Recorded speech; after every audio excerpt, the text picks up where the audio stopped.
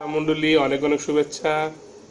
পড়ছি উন্মুক্ত পৃষ্ঠদেশ নামের কবিতাটি প্রথম প্রকাশিত হয়েছিল 2010-এ বইমেলায়।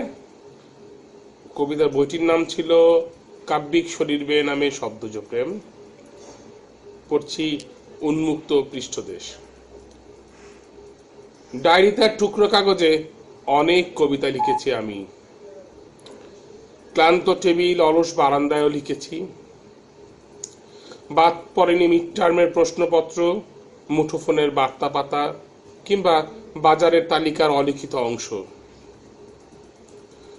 কম্পিউটারের নানা বর্ণের ফাইল ভর্তি করেছি ক্রমাগত শব্দ জড়ো করে। সুগন্ধি টিস্যু পেপার এবং বইয়ের বাণিজ্যিক বাদামি মোড়কও কাজে লাগিয়েছে এই নাগরিক শব্দ কারিগর।